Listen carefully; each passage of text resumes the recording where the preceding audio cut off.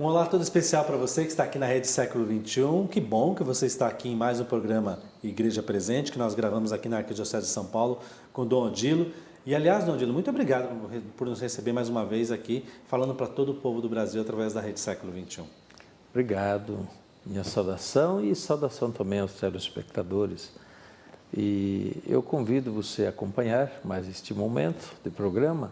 Se você gostar, fale para os amigos, divulgue, convide outros a assistirem, que nós ficaremos felizes de ter a companhia de muita gente.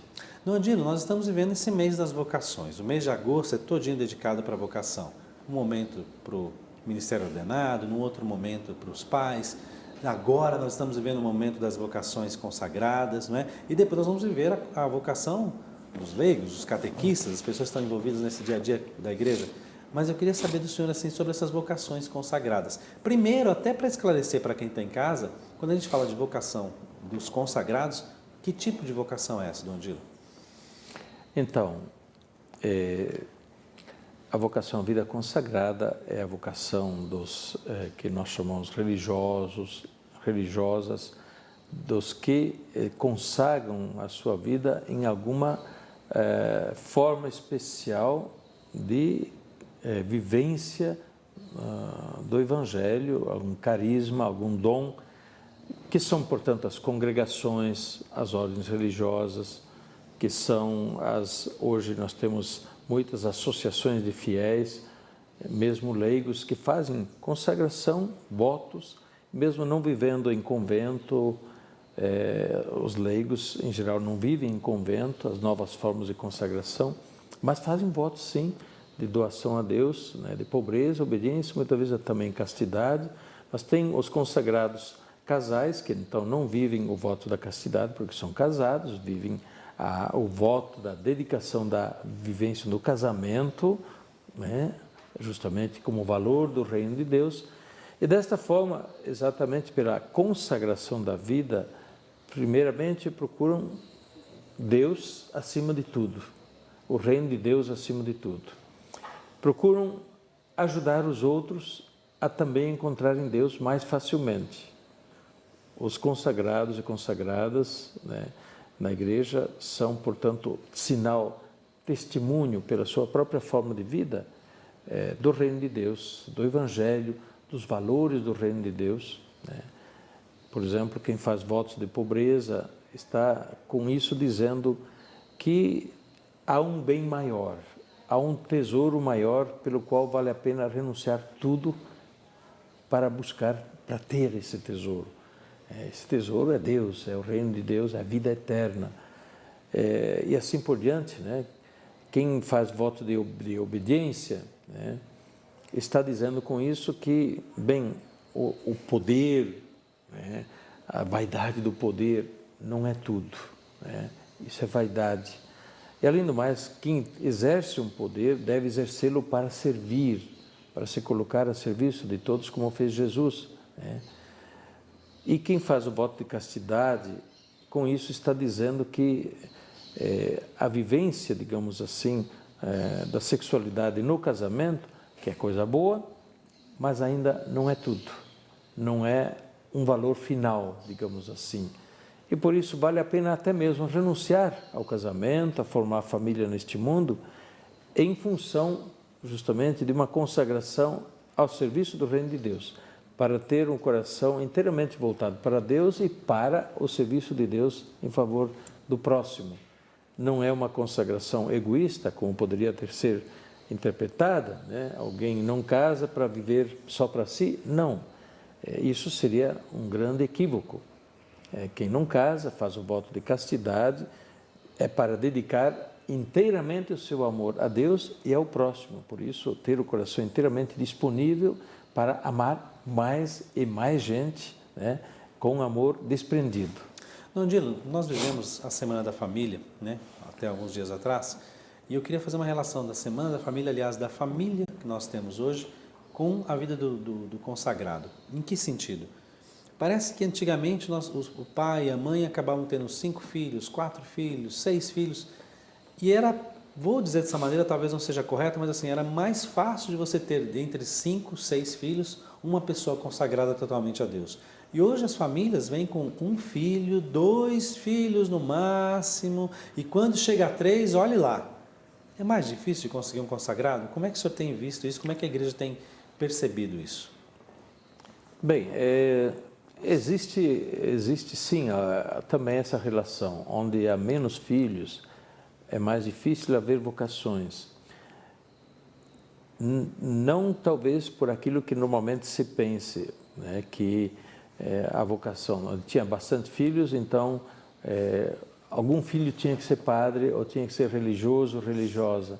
Não, a vocação nasce de um ambiente de fé. Sem esse ambiente de fé, com muitos filhos não nasce vocação nenhuma, e com um ambiente de fé, com poucos filhos ou com um filho podem nascer vocações. Então, a vocação realmente nasce de um ambiente de experiência de fé, experiência de Deus. E é isso que é preciso suscitar. Mas é bem verdade que onde há poucos filhos, muitas vezes, até mesmo o filho que quisesse ser padre, ou ser religioso ou religiosa, a filha que quisesse ser uma irmã, uma monja, vai encontrar oposição. Muitas vezes, até na família, vão dizer que não deve, que isso, que ela não deve seguir por aqui, porque a família está apostando tudo, né, apostando no seu futuro, né, apostando numa boa carreira, apostando, portanto, né, na continuidade da empresa até, ou seja, da vida da família, e, portanto, que não deve entrar no seminário, não deve entrar no convento ou no mosteiro. Isso acontece. Porém, não é um impedimento total, porque as vocações, quando são autênticas e nascem de uma experiência de fé autêntica, evidentemente que depois que o jovem atinge a maioridade, ele decide por si. E a gente sabe de muitos casos de jovens que entram no seminário ou de moças que entram no convento, que tiveram a oposição total, ou da mãe, ou do pai, ou dos irmãos, ou dos amigos, ou, né, de todo mundo. Não faça isso, é bobagem e tal. E não entraram até atingir a maioridade, mas depois entraram no seminário, entraram no convento, porque seguiram a sua vocação autonomamente, como escolha própria. Então, mais uma vez, quero dizer, a oposição ou a dificuldade existe, sim, com menos filhos.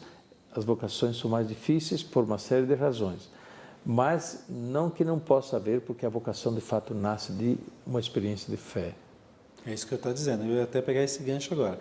Essa catequese familiar, o papai e a mamãe que vão lá, que estão ali vivendo um ambiente de fé dentro de casa, possibilita e ajuda com que as vocações aconteçam. É o pai e a mãe, muitas vezes, responsável por essa vocação também, Dom Angelo. Sim, responsável para ajudar a despertar e amparar, né? Eu acho que muito menino, muita menina traz na sua idadezinha, lá de 10, 12 anos, no início da adolescência, traz um sonhozinho. Muitos trazem um sonhozinho. Se tem um ambiente de vida religiosa em casa, de oração, de experiência da fé, normalmente muito adolescente traz no coração um germe de vocação. Então, ou esse germe desabrocha, ele é apoiado, ele é incentivado, encorajado, ou ele não desabrocha, ele é abafado e não vai para frente, e acontece isso. Então, de fato, os pais, eles têm um papel grande, a família tem um papel grande no apoio a uma vocação, no incentivo, no encorajamento. Isso não significa que tiram a liberdade do filho ou impõem a vocação, porque, de fato, quem vai ser padre, vai ser religioso, deve ser por escolha livre e autônoma, não por imposição, por obrigação de ninguém, né? Portanto, a família tem esse tipo de influência, de ajudar a encorajar, de apoiar, incentivar, mas não de forçar. Evidentemente que ninguém vai ser padre, deve ser religioso, ninguém de maneira forçada.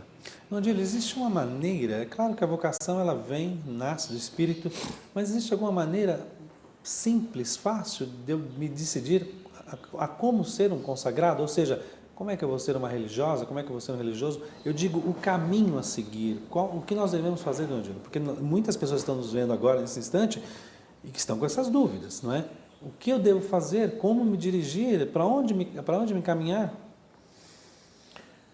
Bem, primeiramente tem que fazer como o menino Samuel da Bíblia, né? Que escutou a voz, e aí Eli, o sacerdote, né, compreendeu que Deus chamava o menino e disse para ele: olha, se chamar de novo, diga, fala, Senhor, teu servo escuta. Então tem que ficar atento à voz interior. Se é um desejo, se é algo que se retoma, se repete, pode ser um sinal que Deus está chamando. Portanto, escute a voz da sua consciência, né? E quem deve ajudar a discernir, faça isso também. Perceba se existe ali um sinal, de repente, de que Deus está chamando. Apoie, ajude a encaminhar para que alguém experimentado, um diretor espiritual, um padre, uma pessoa que possa ajudar a fazer o discernimento, ajude a encaminhar, né? Por outro lado, sim, reze. A vocação nasce de um diálogo interior, né, de uma experiência de Deus, portanto, de percepção da voz de Deus, mas é preciso, sim, se pôr à escuta de Deus, e se faz isso na prática da fé, na oração, também na experiência da vida da igreja, da vida da comunidade de fé. Não nasce vocação que não seja dentro da comunidade de fé, né? Portanto, essas, ao meu ver, são as primeiras coisas mais práticas a fazer se aparece algum sinal de vocação. Angílio, eu queria uma palavra do Senhor para esse mês das vocações, específica, claro, para a vida dos consagrados, mas pensando na vocação de uma maneira geral, porque a todo momento nós estamos vivendo esse mês de agosto como um mês voltado para a vocação de uma maneira geral. Pois é, o mês das vocações, todo ele põe em evidência, digamos, as vocações grandes, né? A vocação sacerdotal, a vocação religiosa, a vocação ao casamento, à família. E no próximo domingo nós teremos a vocação dos leigos, né? De todos os batizados, a vocação dos batizados para justamente serem cristãos, serem filhos e filhas de Deus e também para serem missionários, isto é, para fazerem brilhar a luz do Evangelho no mundo. A vocação é um dom de Deus, é um chamado. Vocação diz chamado. É uma voz de Deus, uma voz interior que se manifesta de muitas maneiras.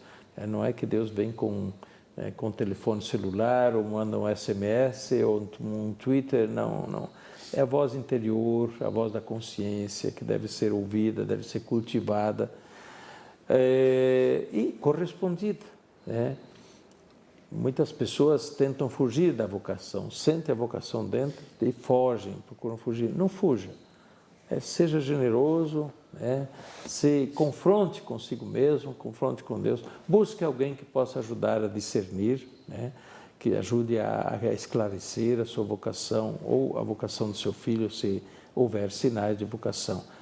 Mas eu quero dizer que é uma graça, é um dom de Deus para a pessoa, para a igreja e para a comunidade humana toda, porque a vocação é um bem para a humanidade. Quem tem um chamado de Deus é para o serviço da humanidade, para testemunhar Deus, para aproximar as pessoas de Deus, e nós, coisa melhor neste mundo, não podemos fazer do que ajudar as pessoas a encontrar o caminho de Deus, encontrar a vida que leva para Deus, alimentar na vida justamente o desejo, a fé, a esperança na vida eterna para encontrar Deus e ser para sempre felizes junto de Deus. Esse é o serviço maior que nós podemos prestar junto de Deus. Vale a pena? Pois vale a pena. Jesus diz, né, todo aquele que por mim e pelo reino de Deus deixar as casas, pai, mãe, filhos, irmãos, etc., terá 100 vezes mais já neste mundo, com cruzes, com sofrimentos, e na vida futura, a vida eterna. Portanto, é uma grande recompensa que também Jesus promete àqueles que se dispõem a seguir a vocação. A bênção para as famílias e para os consagrados, Angílio. Pois bem, de maneira toda especial para os consagrados, nas muitas formas de vida religiosa consagrada, consagração laical, nas novas formas de consagração a Deus e, de modo particular, os religiosos e religiosas. Que Deus os abençoe e fortaleça na vivência da sua vocação, do seu carisma, como testemunhas de Deus, testemunhas do Evangelho, testemunhas do Reino de Deus no mundo. Coragem, muita alegria e generosidade. A bênção de Deus Todo-Poderoso, Pai, Filho e Espírito Santo, desça sobre vós e permaneça para sempre. Amém.